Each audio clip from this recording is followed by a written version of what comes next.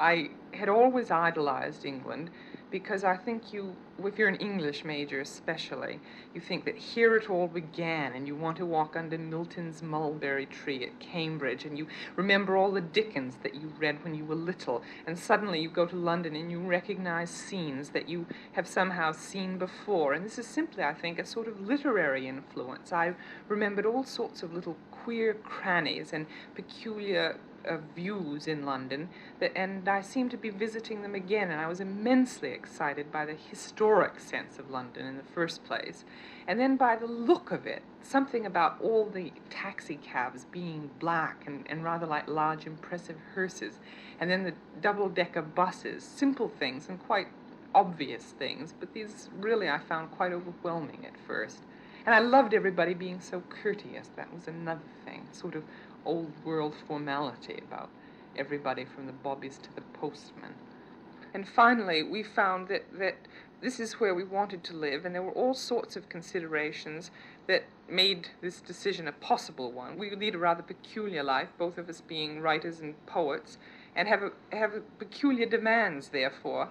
And England somehow seemed a great deal more hospitable to a couple of artists who wanted to be artists and at the same time lead a very normal and rather placid family life.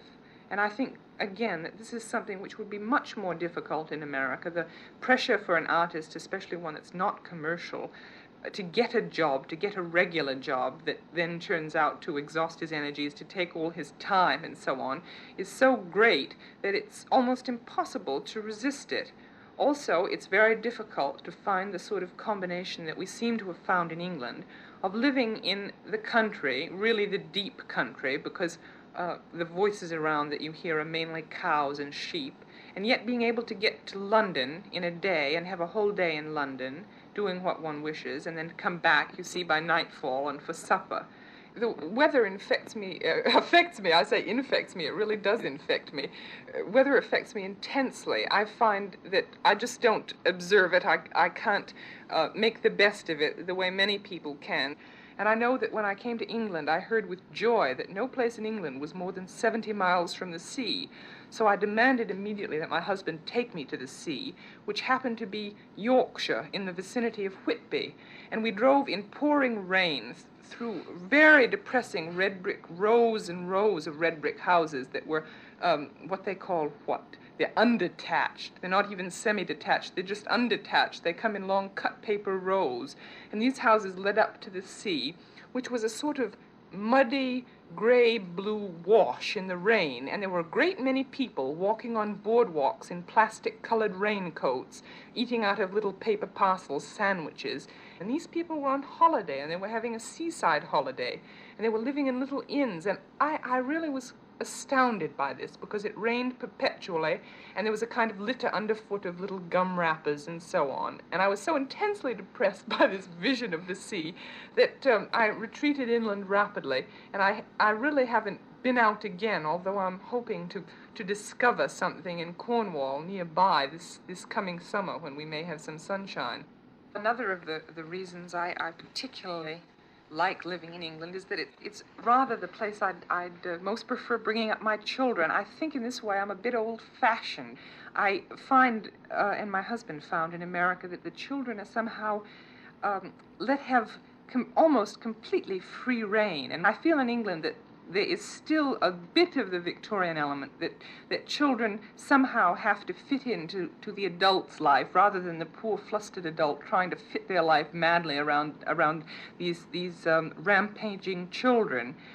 Well, I particularly like the English butcher shops. I'd never seen anything like them in America. To get meat, I've walked up a counter while Muzak was playing tender melodies and picked out a cut of red beef that had cellophane over it and told me exactly how much it weighed and exactly how much it cost, and I would pay for this and go out with my parcels, and the door would fly open for me of its own accord, and that would be that. But in England, when I wanted to get a pork chop, I walked into a butcher's shop, and I was astounded at first because I had never seen pigs at such close quarters, whole pigs and half pigs, and pieces of pigs.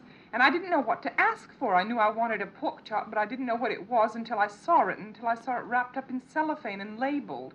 And I stood at the counter, and I remember feeling very, very faint and rather wobbly, and these pigs kept turning themselves off and on, these large, rather horribly colored pink pigs. And it took me a while to get used to walking in cold blood and seeing the butcher taking down half a pig and cutting precisely the cut I wanted by some marvelous intuition. And I have since become devoted to the British butcher shops. And I'm not by any means an expert, but I think you have to know your cuts of meat, and it's a rather creative process to choose them out of the animal almost on the hoof. And I think this is an experience that I really was deprived of in America. One of the things that I think I like most about the English is their ability to be eccentric, to be themselves to such an extent that they're strikingly different from anybody else. I know when I went first to stay at an English home, I was fascinated. I wanted to see what this was like. And I went in, and I remember the mother was doing needlepoint, and I thought this was a charming English thing, and I went over, and she was doing a needlepoint of penicillium mold. And I saw that on the footstools, instead of cozy roses or something of that sort, she had done needlepoint of rattlesnakes' backs. And I was rather fascinated by this, and I remember particularly when I was going to bed at night, she very seriously offered me my choice of a hot water bottle or a cat. She didn't have enough hot water bottles to go round or enough cats to go round, but if she used both of them, they came out even. And I chose the cat.